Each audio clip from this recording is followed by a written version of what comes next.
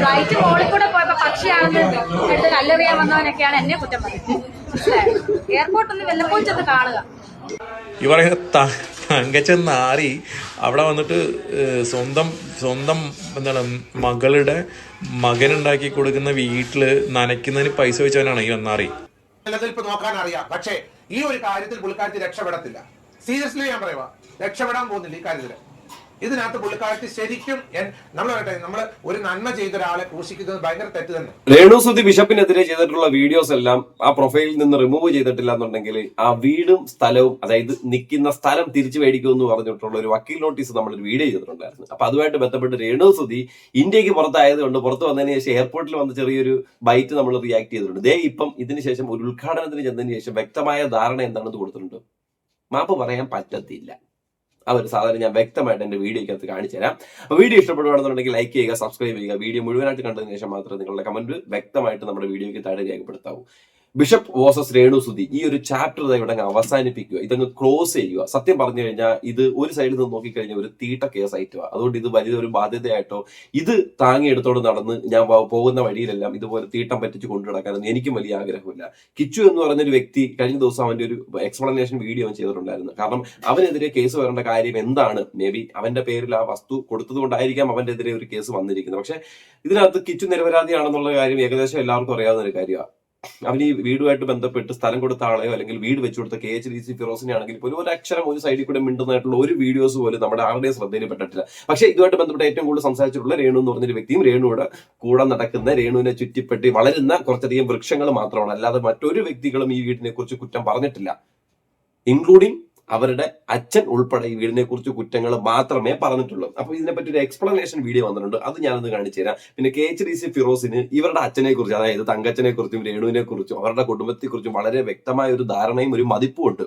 അത് ആ വീട് വെച്ച സമയം തൊട്ട് തന്നെ അദ്ദേഹത്തിന് തലയ്ക്കുള്ളിൽ കയറിപ്പോയ ഒരു കാര്യമാണെന്ന് അദ്ദേഹത്തിന്റെ വീഡിയോ കണ്ടപ്പോൾ എനിക്ക് മനസ്സിലായി. ആ ഒരു സാധനം ഇന്നത്തെ എന്റെ വീഡിയോയിൽ ഞാൻ ഉൾപ്പെടുന്നതായിരിക്കും. ആദ്യം തന്നെ രേണുസുതിക്ക് ഇതുമായിട്ട് ബന്ധപ്പെട്ട് പറയാനുള്ള 2-3 ബൈറ്റുകൾ നമുക്കൊന്ന് കേൾക്കാം. കാരണം ഇപ്പം രേണുസുതി ഗൾഫിലും അല്ലെങ്കിൽ ഫ്ലൈറ്റിൽ കയറാൻ തുടങ്ങിയിട്ട് എത്ര നാളായി കാണും, മാക്സിമം പോയി ഒരു 4 അല്ലെങ്കിൽ 5 മാസം അത്രേ ആയിട്ടുള്ളൂ. അതിന് മുമ്പ് ഒന്നും ഫ്ലൈറ്റ് കണ്ടിട്ടില്ല എന്ന് പറഞ്ഞുകൊണ്ട് നടന്നൊരു വ്യക്തിയാണ്. പിന്നെ ഏവിയേഷൻ പഠിച്ച സമയത്ത് ഞാൻ അങ്ങോട്ട് പോയിട്ടുണ്ട് ഇങ്ങോട്ട് പോയിട്ടുണ്ട് എന്നൊക്കെ പറയുന്നു. അതിന് പാളപ്പുറത്തിരുന്നാണോ ഫ്ലൈറ്റിന്റെ പുറത്തിരുന്നാണെന്നുള്ളത് വലിയ വീഡിയോസ് ഒന്നും കഴിഞ്ഞാൽ നമുക്ക് അറിയാൻ പറ്റും. അപ്പം അതൊന്ന് തുടങ്ങാം നമുക്ക്.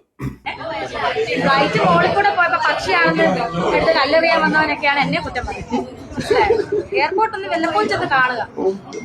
രേണുസുതി കുറ്റം പറഞ്ഞിട്ടുണ്ടെങ്കിൽ രേണുസുതി ദുബായിലും അതൊക്കെ വലിയ കാര്യം. ഇങ്ങനെ രേണുസുതി എയർപോർട്ട് നമ്മൾ പോയി കാണേണ്ടത് പണ്ട് ഏവിയേഷൻ പഠിച്ചപ്പോഴത്തേന് പിള്ളേരുടെ കണക്ക് ക്യൂ ആയിട്ട് ഇങ്ങനെ നടന്നു പോയി എയർപോർട്ടൊക്കെ കണ്ട് ഫ്ലൈറ്റ് ഒക്കെ കാണാൻ പോയൊരു പരിപാടിയാണോ? അതോ നീ ഏവിയേഷൻ പഠിച്ചിട്ടുണ്ട് അതുകൊണ്ട് ഫ്ലൈറ്റിൽ കയറിയിട്ടുള്ളൂ അതിന്റെ ഒരു ജാടപ്പുറത്താണ് ഈ എയർപോർട്ട് കാണാത്തവരെയും ഫ്ലൈറ്റ് കാണാത്തവരെയൊക്കെ കുറച്ച് കാണുന്നത്? ഫ്ലൈറ്റ് മേളിൽ കൂടെ പറന്നു പോയി കഴിഞ്ഞാൽ അത് പക്ഷിയാണെന്ന് പറയുമെന്നുള്ളൊരു കാര്യം വളരെ ഗംഭീരമായിട്ടുള്ളൊരു കാര്യമാണ്. അത്തരത്തിൽ പറയുകയാണെന്നുണ്ടെങ്കിൽ ചിലപ്പോൾ നീ ദുബായി പോയ സമയത്ത് ദുബായ് മാള് കണ്ടപ്പോൾ നീ എന്തുമായിരിക്കും പറഞ്ഞത്? നിങ്ങളുടെ സ്ഥലം എവിടെയാ? കുറ്റിയാടിയോ കൊറ്റവട്ടോ? എനിക്കറിയത്തില്ല. അവിടെ ഉള്ള എന്തെങ്കിലും കരകൗശല വസ്തുവായിട്ട് നിനക്ക് തോന്നിയിട്ടുണ്ടായിരിക്കില്ല അത് കണ്ടപ്പോഴത്തേക്ക്. തോന്നിക്കാണ്. കാരണം ഇതുപോലെ സംസാരിക്കാൻ പറ്റും തോന്നാതിരിക്കാനും വലിയ ബുദ്ധിമുട്ടൊന്നുമില്ല. അടുത്തത് ഈ വീടിന്റെ വിവാദമാണ്, എന്ത് വിവാദമാണ്, ഇവരൊക്കെ ആയിട്ട് നല്ല സൗഹൃദം പുലർത്തിയിരുന്ന ഒരു വ്യക്തിയാണ് രേണുസുതി. ഇവരൊക്കെ എനിക്ക് ഡെയിലി എന്തെങ്കിലും വാട്സപ്പിൽ മെസ്സേജ് അയച്ചുകൊണ്ടിരുന്ന ആളുകളാണ്. ഇവരൊക്കെ പിന്നീട് എന്നോട് ഈ ശത്രുതയായത്. എനിക്കറിയില്ല എന്താണ് സംഭവിച്ചത് അതിന്റെ ഇടയ്ക്ക്.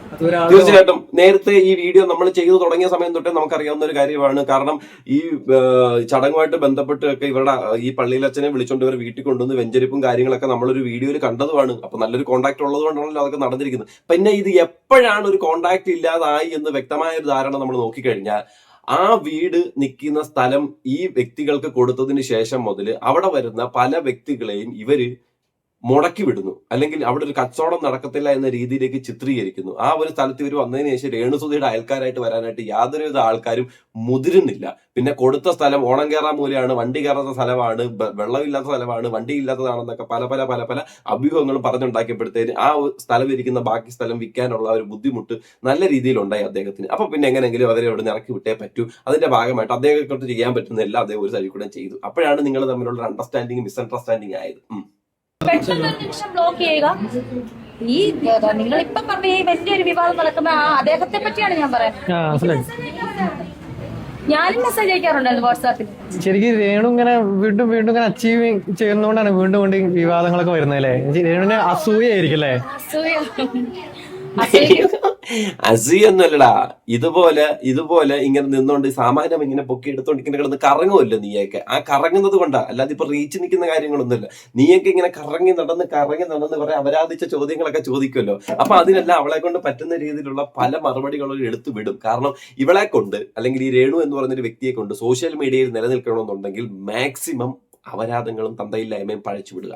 അല്ലാതെ നേരായ മാർഗത്തിൽ കൂടെ, നേരായ സംസാരത്തിലൂടെ ഒരിക്കലും റീച്ചിലെത്താനും ഈ നിൽക്കുന്ന ഒരു സ്റ്റാൻഡ് ഇതുപോലെ തന്നെ കീപ്പ് ചെയ്ത് മുന്നോട്ട് കൊണ്ടുപോകാനും കഴിയത്തില്ല എന്നുള്ള കാര്യം വ്യക്തമായിട്ട് അറിയാം. അതാണ് ഇവിടെ കാണിച്ചു കൊടുത്തിരിക്കുന്നത്. അടുത്തത്, ചാറ്റുകളും കോളുകളും ഒന്നും കയ്യില്ല. ഒരു റെക്കോർഡ് കോൾ എന്റെ കയ്യിലുണ്ട്. അതെന്റെ കയ്യിൽ ഇപ്പോഴും ഉണ്ട്, എന്റെ ഫോണിലുണ്ട്. അതായത് എനിക്ക് ഒരു പ്രശ്നമില്ല കുഞ്ഞുങ്ങൾക്ക് വീട് തന്നതിന്. എനിക്ക് രേണുവിനോടും ഒരു പ്രശ്നമില്ല, രേണുവായിട്ടും ഒരു പ്രശ്നമില്ല. എന്താണ് ഇപ്പൊ പെട്ടെന്ന് പൊട്ടിമുളച്ച വിവാദം എന്ന് എനിക്കറിയില്ല. ഞാൻ എന്നോടല്ല സംസാരിച്ചത്, എന്റെ ഫോണില് എന്റെ ചേച്ചിയോടാണ് സംസാരിച്ചത്. അദ്ദേഹത്തിന്റെ ഫോണല്ല, ഈ കഴിഞ്ഞ ദിവസം ഞാൻ ബഹറിന് പോകുന്നതിന് 2-3 ദിവസത്തിന് മുന്നെയാണ് സംസാരിച്ചത്. കാരണം അദ്ദേഹത്തിന്റെ ഫോണിലല്ല ഞങ്ങൾ വിളിച്ചത്, അദ്ദേഹത്തിന് ഒരു അസിസ്റ്റന്റ് ഉണ്ടായിരുന്നു. അയാളുടെ ഫോണിലാണ് ഞങ്ങൾ വിളിച്ചത് സംസാരിച്ചത്. അത് എന്റെ ഫോണിൽ റെക്കോർഡുണ്ട്. ഞാൻ ഈ അപ്പൊ അത് റെക്കോർഡൊക്കെ ചെയ്ത് വെക്കണമൊക്കെ എന്തോ ദുരിതരേഷം ഉണ്ടായതുകൊണ്ടല്ലേ എല്ലാം റെക്കോർഡ് ചെയ്ത് വെച്ചു. അതോ ഇനി വിളിക്കുന്ന ഫോണുകളെല്ലാം നിങ്ങൾ റെക്കോർഡ് ചെയ്ത് വെക്കുന്ന ഒരു വ്യക്തികളാണോ? അങ്ങനെ തോന്നുന്നില്ല. പക്ഷെ ഇത് റെക്കോർഡ് ചെയ്തതിനകത്ത് എന്തോ ഒരു കാര്യമുണ്ട്. വന്നൊരു പണി കൊടുക്കാന്നുള്ള രീതിയിലൊക്കെ ചെയ്തു വെച്ചിട്ടുള്ള കാര്യം അത് കാണുമ്പോൾ തന്നെ അറിയാം.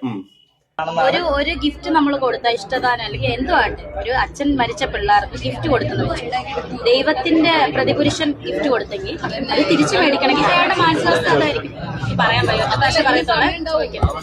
അത് തീർച്ചയായിട്ടും നമ്മളൊന്ന് ചിന്തിക്കേണ്ട കാര്യം തന്നെ. ദൈവത്തിന്റെ പ്രതിപുരുഷനായിട്ട് നിൽക്കുന്ന ഒരു വ്യക്തി ഒരു ഗിഫ്റ്റ് കൊടുത്തിട്ടുണ്ടെന്നുണ്ടെങ്കിൽ അത് തിരിച്ചു മേടിക്കാനുള്ള അദ്ദേഹത്തിന്റെ മാനസികാവസ്ഥ എന്തായിരിക്കും? അതൊരു ചോദ്യചിഹ്നമാണ്. അത് തിരിച്ചു മേടിക്കണം എന്നുണ്ടെങ്കിൽ അദ്ദേഹത്തിന്റെ മാനസികാവസ്ഥ എന്തായിരിക്കും എന്നുള്ളൊരു കാര്യം അദ്ദേഹത്തിന് വ്യക്തമായിട്ട് അറിയാം. അദ്ദേഹം ഒരു പുരോഹിതനാണെന്ന്, അദ്ദേഹം ഒരു സഭയുടെ മുന്നിൽ നിന്ന് നയിച്ചുകൊണ്ടിരിക്കുന്ന ഒരു വ്യക്തിയാണെന്ന്. അപ്പം ഇതുപോലെ ദാനം കൊടുത്തൊരു സാധനം വീണ്ടും തിരിച്ചു മേടിക്കുമ്പോൾ അദ്ദേഹത്തിന് നെഗറ്റിവിറ്റി വരുമെന്ന് അറിയാം. പക്ഷെ ഇത്രയും ഞാൻ ഈ പറഞ്ഞിട്ടുള്ള 3 ചിന്തകൾക്കും അതീതമായി അതിന്റെ മുകളിലാണ് അവർക്ക് ആ സ്ഥലം കൊടുത്തതിന് ശേഷം ഉണ്ടായിട്ടുള്ള ബുദ്ധിമുട്ടുകൾ. ആ ബുദ്ധിമുട്ടുകൾ വെച്ച് നോക്കുമ്പോൾ ഈ ചിന്തകളൊക്കെ വളരെ ലളിതമായിട്ടുള്ള കാര്യങ്ങളായിരിക്കും. അത്തരത്തിലൊരു വലിയ ഒരു ബിഗ് തിങ് അതിന്റെ മുന്നിൽ ഉള്ളത് കൊണ്ടല്ലേ ഇപ്പം ഈ രീതിയിൽ ഒരു മൂവ് ചെയ്യാനും ഒരു നോട്ടീസ് നിങ്ങൾ കൈപ്പറ്റാനായിട്ട് വന്നത്. പക്ഷെ രേണുവിനെ സംബന്ധിച്ച് നമുക്ക് ഇതൊന്ന് മാപ്പ് പറയുന്ന കാര്യമല്ല, ഇതൊന്ന് അവസാനിപ്പിക്കുന്ന കാര്യമല്ല എന്ന് പറഞ്ഞ് മുന്നോട്ട് പോകുന്നത്. എന്നാൽ ഇത്തരത്തിലുള്ള ഒരു ഇഷ്യൂ നമുക്ക് വേണമെങ്കിൽ പറയാം, ഇത് തൊട്ട അയൽവക്കത്ത് ഈ പറയുന്ന ബിഷപ്പോട് ഉള്ളതുകൊണ്ട് ബിഷപ്പിന് തോന്നിയിട്ടുള്ള അസൂയാണ്, കുശുമ്പാണെന്ന് പറയാം. പക്ഷെ ആ വീട് കൊടുത്ത, അതായത് ആ സ്ഥലം നിൽക്കുന്നതിന്റെ പുറത്ത് വീട് കൊടുത്ത ഫിറോസിനോ പുള്ളിക്കും പറയാനുള്ളത് ഇതുമായിട്ട് താരതമ്യപ്പെടുത്താനല്ല, ഇതുമായിട്ട് നല്ല രീതിയിൽ ബന്ധമുള്ള കുറച്ചധികം കാര്യങ്ങൾ. അതാണെങ്കിൽ എക്സ്ട്രീം ലെവലിലുള്ള കാര്യങ്ങൾ. അതൊന്ന് കണ്ടുവരാം. പറയുന്നത് നിങ്ങൾക്ക് ചില, പക്ഷേ നിങ്ങൾ എന്ന് പറഞ്ഞാൽ എല്ലാവർക്കും അല്ല, ചിലർക്ക് രേണുവിനോട് ദേഷ്യം ഉണ്ടായിരിക്കാം. ഈ പറയുന്നത് എനിക്കും ദേഷ്യമുണ്ട്. ഒരു നല്ല വീട് കൊടുത്തിട്ട് ഉള്ള ചീത്തപ്പേര് മുഴുവൻ ഉണ്ടാക്കി തന്നാണ് രേണു. എന്നെ സംബന്ധിച്ചോളം എൻ്റെ സൗഹൃദങ്ങൾക്ക് വലിയ കോട്ടമുണ്ടായി. ഞങ്ങൾ ചെയ്തു വന്നിരുന്ന ചാരിറ്റികൾ വളരെയധികം കോട്ടമുണ്ടായി. ഞങ്ങളുടെ ഗ്രൂപ്പിന് നല്ല നിലയിൽ പോയിരുന്ന ഞങ്ങളെ ഫേസ്ബുക്ക് ഗ്രൂപ്പ്, അതായത് ഈ സ്ഥലം കൊടുത്ത വ്യക്തിക്കും വീട് വെച്ച വ്യക്തിക്കും അവരുടെ ഭാവി കാര്യത്തിലും അല്ലെങ്കിൽ അവരുടെ ഒരു പ്രൊഫഷൻ എന്തായിരുന്നു, അല്ലെങ്കിൽ അവരുടെ ഒരു വരുമാന മാർഗം എന്തായിരുന്നു, അതിനകത്ത് കോട്ടം തട്ടുന്ന പരിപാടികൾ എന്തായാലും 2 കൂട്ടർക്കും ചെയ്തു കൊടുത്തിട്ടുണ്ട്. ഗ്രൂപ്പ് വളരെയധികം മോശം അവസ്ഥയിൽ പോയി. ഞങ്ങളുടെ എല്ലാവരുടെയും ബിസിനസ്സിനെ ബാധിച്ചു, ഞങ്ങളുടെ ട്രസ്റ്റിനെ ബാധിച്ചു, എല്ലാത്തിനെയും ബാധിച്ചു. അതൊക്കെ രേണു കാരണം ഉണ്ടായതാണ്. അപ്പൊ രേണുവിനോട് എനിക്ക് ഒരിക്കലും അതായത് നമ്മുടെ ഈ ഒരുപാട് കപ്പകൾ നിൽക്കുന്ന വലിയൊരു തോട്ടമില്ലേ, ആ തോട്ടത്തിൽ ഒരു എലി കയറി കഴിഞ്ഞാൽ എന്തായിരിക്കും അവസ്ഥ? ആ ഒരു എലിയായിട്ടാണ് ഇപ്പൊ രേണു സുധി വന്നിരിക്കുന്നത് ഇവിടെ. ദേഷ്യം അല്ലെങ്കിൽ എന്റെ വെറുപ്പ് ഒരിക്കലും അവസാനിക്കുന്നില്ല രേണുവിനോടും ഈ പറയുന്ന തങ്കച്ചനോടും. ഈ പറയുന്ന തങ്കച്ചൻ നാറി അവിടെ വന്നിട്ട് സ്വന്തം എന്താണ് മകളുടെ മകനുണ്ടാക്കി കൊടുക്കുന്ന വീട്ടില് നനയ്ക്കുന്നതിന് പൈസ വെച്ചവനാണ് ഈ നാറി. അതല്ലേ നിങ്ങൾക്ക്? ഇവരെന്നിട്ട് മറ്റേ അവിടെ അങ്ങനൊക്കെ പൈസ മേടിക്കുന്നതിനാണോ?